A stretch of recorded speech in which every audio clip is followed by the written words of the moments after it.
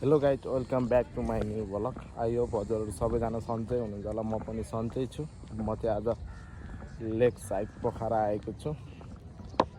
अब यहाँ चाहिँ स्टार्टिङ मर्निङमा आएको छु बिहानै। अब गएर चाहिँ यहाँ बोट खेल्नुपर्छ साथीहरूसँग।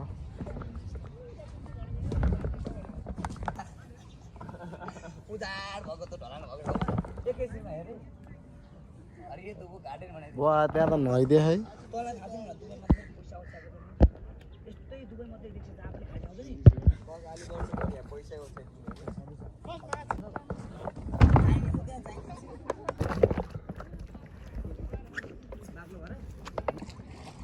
ट्याक्कलारे सर र फर्स्ट टाइम हो, तर अलिकति डर लाग्यो। त्यो डर त छैन, चिलिल्लै हो।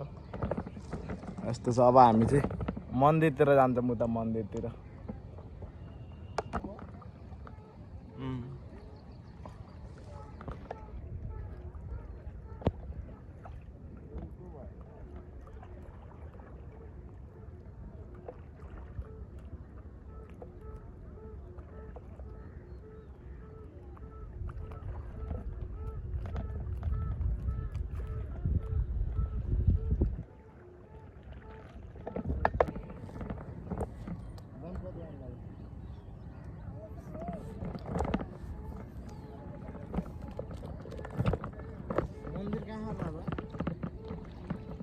मन्दिर उता सिधै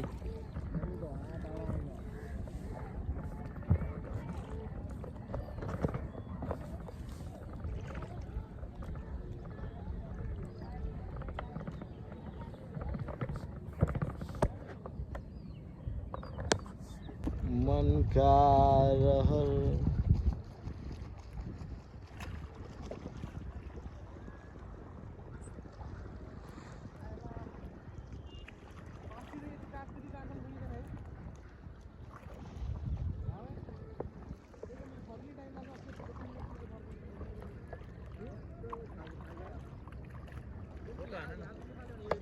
त्यहाँ मन्दिरमा पुग्ने भनेको सकिन्न जस्तो थकै लाग्छ। वहाँ पुगेर आउँदा त बेलुकै हुन्छ है। हामी त ऊ त्यस्तो टक्क लाएर मस्तै आनन्दले यति खेल्ने जानिरहेछ। मनका रहर पानी त मस्त छ क्या, नुहाउन पर्ने हो क्या खास। म सेङ्गा नजाने भयो त नि नहर गइदिन हुन्थ्यो राजा। ए हाल्दै पनि चल्दो रहेछ नि।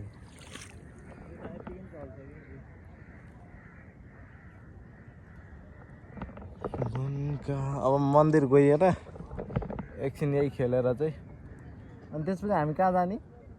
खाना खान जाऊँ है?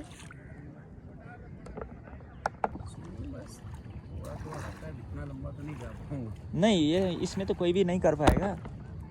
वही ना, क्योंकि ये वो नदी जैसा नहीं रहता है ना, ये जमा हुआ पानी है। बहुत मेहनत है, बहुत मेहनत है। हाँ राजा म त बाइक चलाउनै सक्दिनँ होला। हाँ बाइक चलाउनै सक्दिनँ होला। किन? यत्रो हिँड्न पर्छ। ल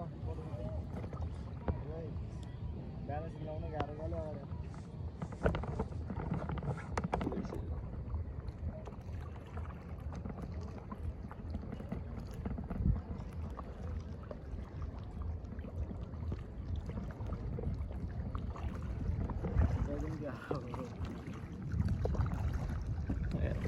म त केही हुनु, मोबाइल जाला मात्र। मोबाइलको लागि नि नजगल।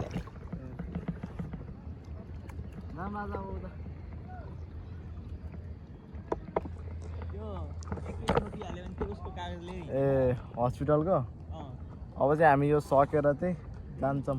अनि म स्याङ्जा जान्छु। स्याङ्जा मनका रहर भइयो। आजलाई थकै लाग्यो। ल गाइस, यो चाहिँ भालु पहाड है। यसको नाम चाहिँ, यो नाम चाहिँ थाहा भएन। यो एरिया चाहिँ भालु पहाड है। सबैजना सबै एरिया चाहिँ भालु पहाड है।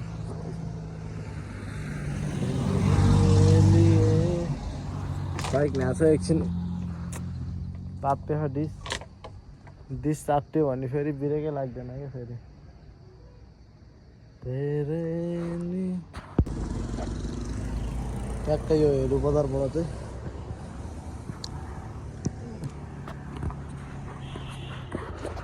हेलु बजारबाट चाहिँ माथि जानु तल जानुभएछ।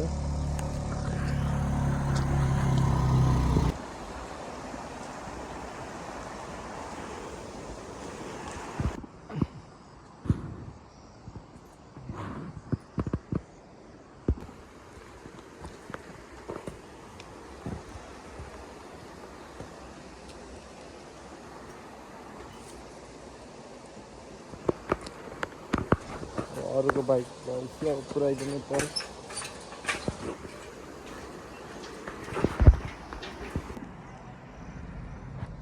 तेरे मेरे तुम दोस्ती का ये राज। म चाहिँ ठ्याक्क लाएर कहाँ आएँ भन्दाखेरि खै यो वालिङ आयो क्या हो ठ्याक्क वालिङ।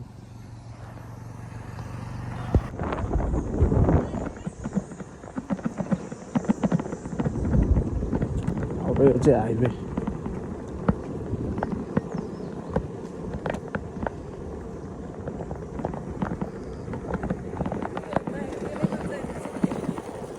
त्यसै चलाएर गयो कि हो उहाँ देखेको चाहिँ मेन रोड चाहिँ त्यो चाहिँ हाइवे हो। अब त्यो बाटो हामी स्ट्रेट गएपछि दमौली।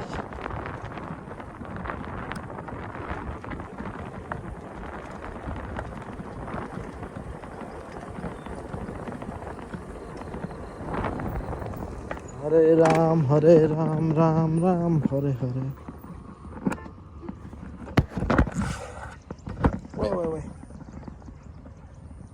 देखिँदो रहेछ खतरा। ऊ त्यहाँबाट राम्रो देखिँदो रहेछ माथिको उकालो।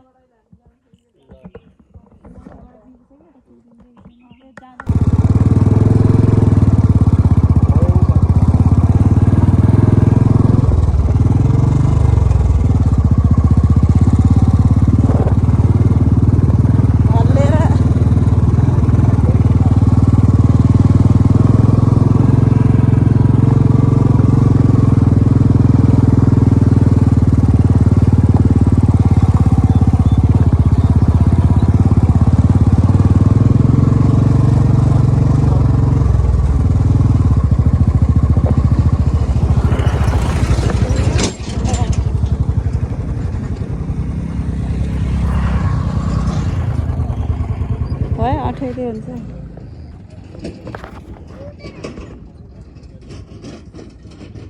चरम भयो भएन के भयो भयो देखिँदो रहेछ खतरा। ऊ त्यहाँबाट राम्रो देखिँदो रहेछ माथिको उकालो।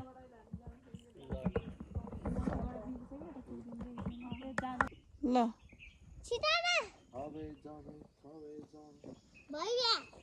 मानुङकोट हो मानुङकोट।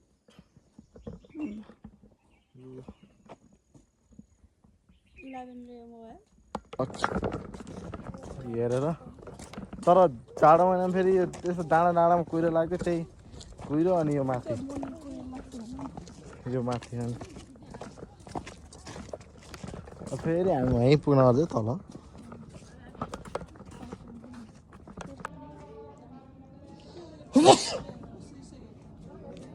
यस अनि वहाँ तलसम्मै रहेछ है दिदी उहाँ।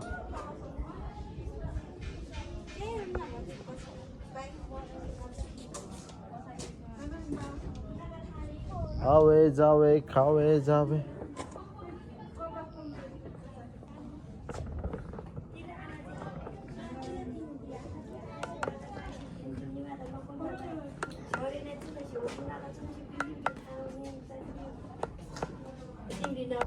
तर जाडो महिनामा ठिक हो कि मस्त आउँदा यो सब कुहिरो लाग्छ जाडो महिनामा। तल चाहिँ कुहिरो यो सब कुहिरोले भरिन्छ जाडो महिनामा।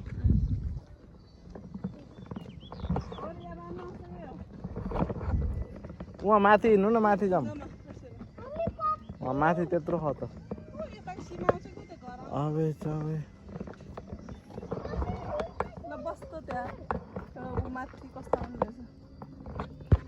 हेरेर फर्किहाल्ने हो।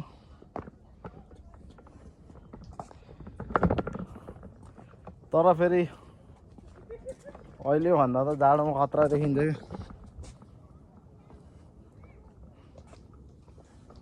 अनि चाहिँ हामी यो बन्दीपुर घुमेर नै अब फर्किनु लाग्यो अब चाहिँ तल आज चाहिँ हामी बन्दीपुरबाट सिधै पोखरा जान्छौँ अनि भोलि चाहिँ पोखरा घुम्छौँ मैले चाहिँ यो मानुङकोटको चाहिँ भ्लग हालेको थिएन अनि आज चाहिँ यही पोखरा फेवातालमै एड गरिदिएको कि फर्स्टमा चाहिँ पोखरा लेक साइड घुमेको छ बोटिङ गरेको छ अनि त्यसपछि चाहिँ दमौलीको भ्लग चाहिँ दुइटै यसमा एड गरेर हालेको सबैले हेरिदिनु होला अफ रोडहरू चाहिँ यो चाहिँ अलिकति बिचमा चाहिँ यो अफ रोडहरू चाहिँ अलिअलि गाह्रो भएको थियो अरू सबै ठिकै थियो अनि यो चाहिँ मानुङकोट चाहिँ यो गर्मी महिनामा भन्दा पनि जाडो महिनामा ठिक हुन्छ मङ्सिर पुसतिर चाहिँ एकदम राम्रो भ्यू देखिन्छ यसमा चाहिँ अहिले चाहिँ खासै थिएन पोखराको र दमौलीको मेन कुरो चाहिँ दमौलीको भ्यूहरू हेर्न चाहिँ राम्रो छ तर त्यस्तो बादलहरू चाहिँ लाग्दैन अहिले सबैले चाहिँ यो च्यानललाई लाइक कमेन्ट सेयर अनि सब्सक्राइब चाहिँ गर्न नबिर्सिनु होला